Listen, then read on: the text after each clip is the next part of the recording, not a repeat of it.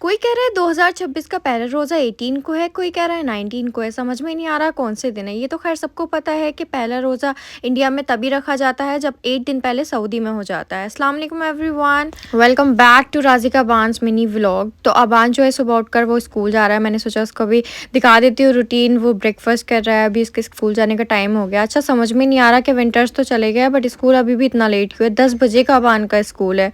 ऐसा लगता है कि आधी दोपहर हो गई। अबान बाय करके बुराक के साथ स्कूल चला गया। बुराक भी उसके साथ जरूर जाता है। अभी छोटा है बुराक, इसलिए एडमिशन नहीं करवाया। उसके बाद मैं भी शावर लेकर धूप में आ गई हूँ। आजकल इतनी गर्मी होने लगी है कि बस शावर लेकर ही धूप में बैठ सकते हैं। उसके बाद तो धूप बहुत ज्यादा लगती है। तो रमजान प्रिपरेशन का पार्ट 1 मैं ऑलरेडी अपलोड कर चुकी हूँ। ये है पार्ट 2 जिसमें मैं क्लीनिंग कर रही थी अपने रूम की और घर की। रमजान से पहले जितना भी फैला हुआ है मैं सोच रही हूँ सारा का सारा निपट जाए।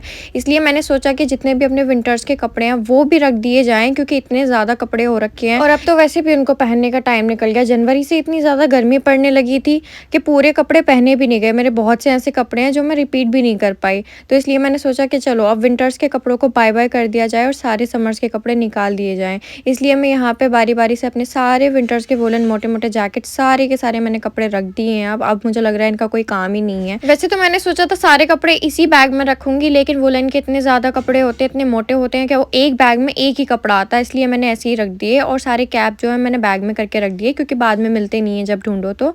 इसलिए वो सेफली रख दिया। अब मैंने निकालना था समर के कपड़े और समर के कपड़ों का कोई फैलावा नहीं था, क्योंकि मैंने ऑलरेडी वो बैग में करके ही रखे थे। बस बेड में इसको सेट करना था। अलमारी में अभी मेरा इतना स्पेस नहीं है, इसलिए मैंने इनको बेड में ही सेट कर दिया। उसके बाद अबान भी स्कूल से आ गया था, लंच का टाइम हो गया था। वो अबान रीम को खाना खिला रहा था एंड रीम पता नहीं क्यों गुस्सा हो गई थी, ऐसे इतनी क्यूट लग रही थी।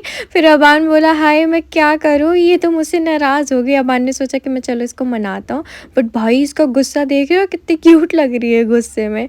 उसके बाद हम लोग जो है ना जिम आ गए थे, नाजी अप्पी और मैं। आज था हमारा लेग का वर्कआउट, तो हम यहाँ पे अल्टरनेट लेग वर्कआउट कर रहे हैं।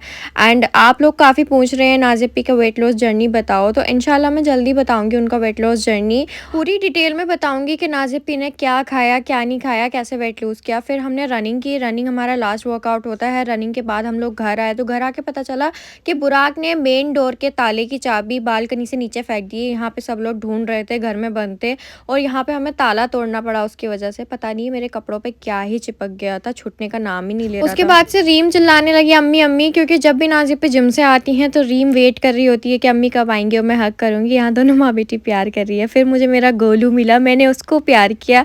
रीम इतना ज़्यादा खेलती है हमारे बिल्ले के साथ, बट अबान को पता नहीं क्यों डर लगता है, लेकिन रीम बिल्कुल भी नहीं डरती। तो गाइज आज का व्लॉग यहीं एंड करते हैं। Thank you so much for watching. मिलते हैं न्यू व्लॉग में। बाय।